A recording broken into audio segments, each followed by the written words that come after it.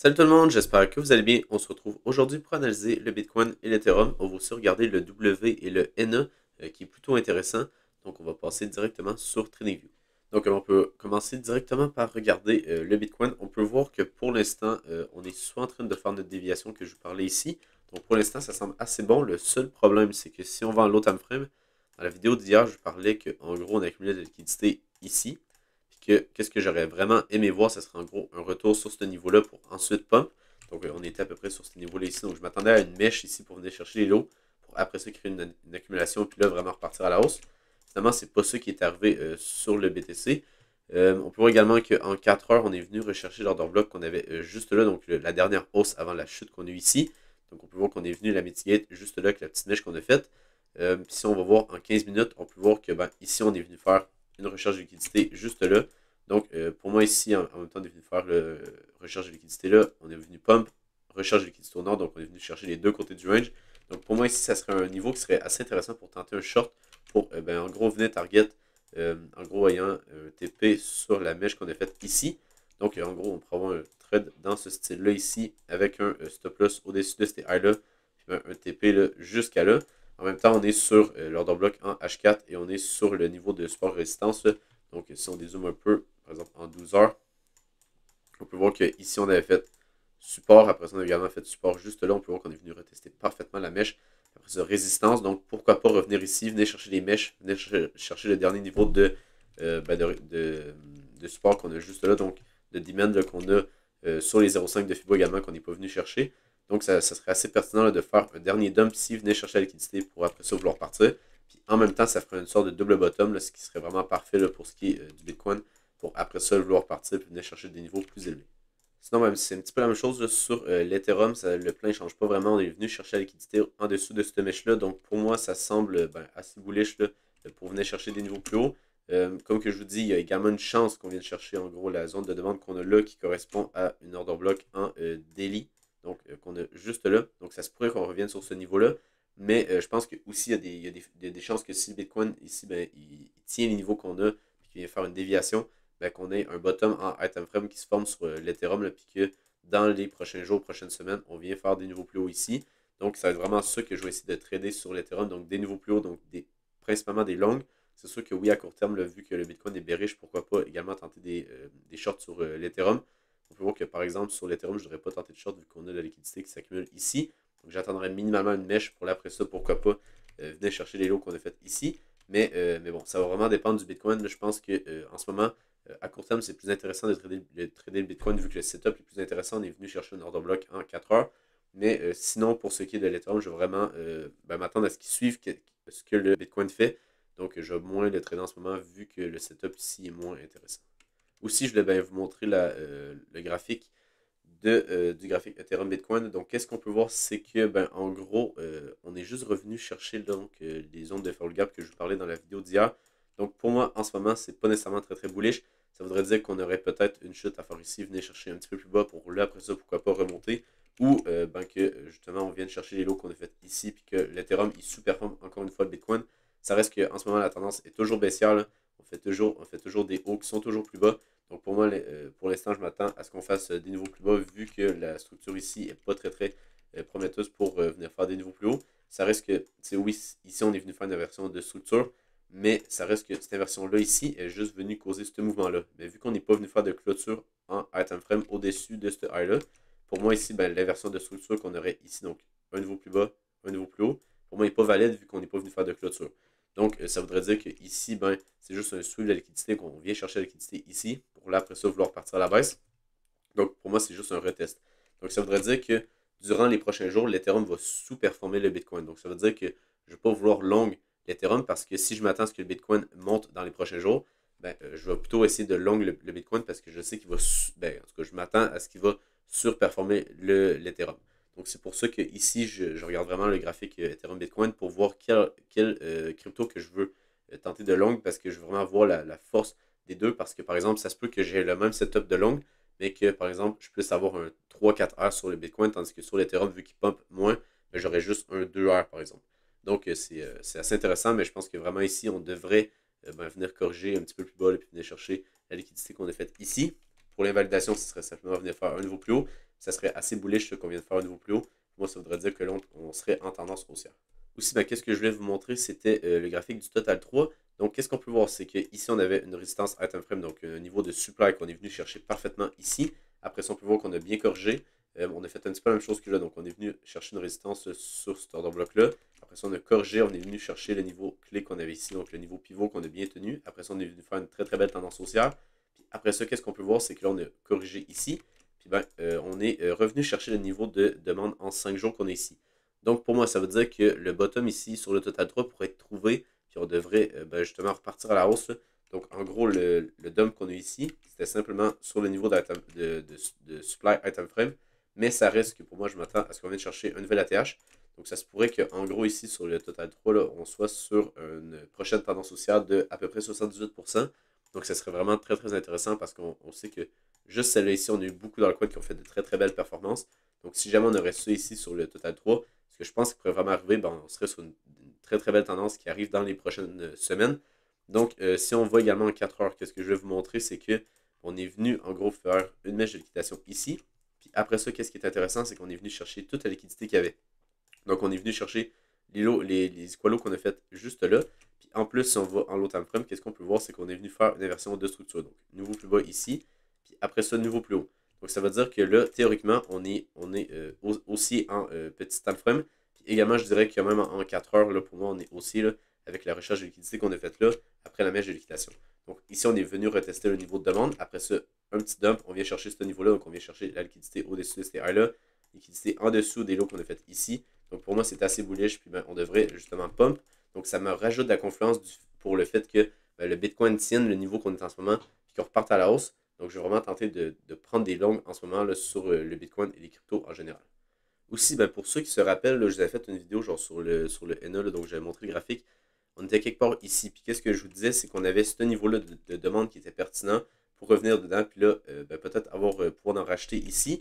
Moi, personnellement, j'ai plutôt finalement racheté d'autres cryptos. Donc, ben, je ne vais pas vraiment en acheter sur ces niveaux-là vu que j'ai mis mon argent dans d'autres cryptos. Mais ça risque que je pense que c'est un bon niveau quand même là, pour essayer d'en acheter un peu ici. Puis ben, l'évaluation, ce serait un niveau plus bas juste là. Donc l'évaluation n'est pas très grande. On parle de moins 10% environ. Puis ben, justement, les rewards, donc le risque, c'est à peu près moins 10%. Puis le reward, ça serait à peu près 89% juste pour venir chercher un niveau plus haut. Mais souvent, qu'est-ce qu'on fait durant les listings, c'est qu'on a le listing, on pump un peu ici. Après ça, on vient faire une sorte d'accalmie. Donc on vient ranger comme ça. Puis quand on repart ici, là, on vient pas juste chercher le high qu'on a fait là, on vient chercher pas mal plus haut. Donc je pense que c'est ça qui va arriver sur le NA. Puis en même temps, ça coïncide avec le Total 3 qui est bullish. Puis ben, le Bitcoin également qui est sur un niveau clé. Avec le NA également qui est sur un niveau clé. Donc je pense que ben, justement, on pourrait être sur un bottom long terme. Également, si on regarde en low time frame, qu'est-ce qu'on peut voir? On est venu créer un support ici. Donc, on peut le mettre par exemple une 12 mètres en vert. Donc, ça veut dire qu'ici, il y a beaucoup de personnes qui sont rentrées en long. Ils ont mis où leur stop loss en dessous de ces plus bas-là. On est venu les chercher. Puis après ça, on peut voir que l'on consolide. Donc, pour moi, ici, on est venu faire une accumulation. Donc, en gros, si vous ne savez pas, qu'est-ce qu'on fait souvent, c'est qu'on vient faire une sorte de range. Après ça, on vient liquider un côté du range. Après ça, on vient faire un niveau plus haut. Puis après ça, là, on pump. Donc, là, on ne vient pas faire de niveau plus bas. Donc, on va faire quelque chose comme ça ici. Donc, ben, en gros, qu'est-ce qu'on est venu faire ici, c'est exactement ça. Donc, formation de range, donc entre ce plus bas-là et ce plus haut-là. Après ça, on vient faire déviation. Donc, théoriquement, ici, on vient de faire un niveau plus haut, on corrige, puis après ça, on pump. Donc, pour moi, sur le NA, ce serait vraiment ça que je m'attends, puis qu'on vient de faire vraiment un niveau plus haut juste là. Puis ben, ça serait vraiment la confirmation que là, on devrait être dans une tendance haussière à partir de ce niveau-là. Donc, à partir qu'on casse ce high-là qu'on a fait ici, pour moi, c'est une tendance haussière. Puis on devrait venir chercher pas mal plus haut là, sur le NA. On peut voir qu'on accumule beaucoup de liquidité ici. Donc, ben, je m'attends à ce que justement, là, on pomme assez fort là, quand on va réussir à passer puis faire un niveau plus haut. Également, si on regarde un peu, on peut voir que la prochaine zone de résistance, ce serait à peu près sur ces niveaux-là. Donc, il faudrait quand même regarder là, ici pour voir qu'est-ce qu'on va faire sur ce niveau-là. Si jamais on se fait rejeter assez violemment ici, par exemple, on fait ça ici, ben, qu'est-ce que je m'attendrais? Ça serait que ben, on vienne peut-être rechercher un petit peu plus bas. On pourrait même venir rechercher ce niveau-là ici, qui était vraiment assez bas. Je me souviens plus exactement, c'était pourquoi. Si on on rezoome un petit peu ici. En gros, c'était la dernière zone de demande. Donc, en gros, on avait eu le listing ici. Après ça, on avait bien chuté. On peut voir qu'après ça, on avait pump. Donc, ça se pourrait que ce niveau-là, il soit pertinent. Donc, c'est pour ça que j'avais marqué juste là. Donc, si jamais on a vraiment un rejet là, sur la zone de supply en H12 que je vous ai montré juste là, donc ici, ça se pourrait qu'on revienne jusque-là pour après ça venir pop. Donc, il faut quand même garder ça en tête, mais ça reste que vraiment une confirmation pour que la tendance soit bullish en high time frame. Ça serait qu'on vient de faire un nouveau plus haut ici. Parce que en gros, qu'est-ce qu'on peut voir, c'est que ici, on est venu faire un nouveau plus bas. Donc là, la tendance est toujours baissière en high time frame. Donc, on peut voir qu'ici, on fait des nouveaux plus bas ici. Donc là, ça veut dire que pour venir faire un changement de la structure, ce serait premièrement venir faire un nouveau plus haut juste là. Pour vraiment confirmer, ça serait là de venir faire un nouveau plus haut ici. Puis là, on serait sur une tendance qui serait haussière, puis ça serait vraiment parfait pour venir chercher ici. Puis je pense qu'après ça, on devrait venir chercher pas mal plus haut. Donc, ça va être vraiment ça que je vais regarder sur le NA, mais je pense qu'il est assez intéressant le graphique. Puis ça va être intéressant à regarder pour les prochains jours. On a un petit peu la même chose sur le W. Donc, qu'est-ce qu'on peut voir? C'est que si on prend un Fibo, vraiment du plus bas du listing jusqu'au plus haut, on peut voir qu'on est revenu dans la zone de rechargement de longue, juste là, donc entre les 0.68 et les 0.786. Également, qu'est-ce qu'on peut voir? C'est que on peut voir qu'on est venu faire une version de structure, puis après ça, on n'est jamais revenu en dessous de cette mèche-là. Donc, ça fait, je vous jure, ce listing-là, il me fait tellement penser au Jupiter. Là. Donc, si je reviens ici, puis que je reviens sur le Jupiter, puis je peux aller le chercher. Donc, le Jupiter, il était exactement pareil. Donc, qu'est-ce qu'on peut voir? C'est que, en gros, on avait eu le listing, on avait descendu ici, puis après ça, on avait une belle tendance haussière. On avait fait comme 187%. Donc, personnellement, j'avais vendu ici, là, sur les 1,35$. Mais ça reste que vraiment, ici, on avait une très très belle tendance haussière. Puis j'avais acheté à peu près ici, si je me souviens bien, vers les 0,5$ environ. Donc, c'était vraiment un très très beau pump qu'on a vu sur le Jupiter. Puis si on prend le W ici, pour moi, c'est exactement pareil. Donc, si on dézoome un peu, là, ça se pourrait très bien qu'ici, on soit sur la phase qu'on fait un grand range. Ça se pourrait qu'on vienne chercher les lots qu'on a fait ici, mais pour moi, ça reste qu'à long terme, là, on devrait venir chercher des targets assez hautes. Donc, je pense que c'est vraiment un assez bon niveau là, pour accumuler là, du NA et du W. Parce que, comme que je vous dis, là, sur ces niveaux-là, ça semble assez intéressant pour avoir un pump. Aussi, si on passe sur l'order flow du Bitcoin, qu'est-ce qu'on peut voir? C'est que on a les fundings en négatif. Le seul problème, c'est que je pense pas nécessairement qu'on a vraiment des shorts là, qui rentrent dans le marché parce qu'on peut voir qu'on a l'open interest qui redescend.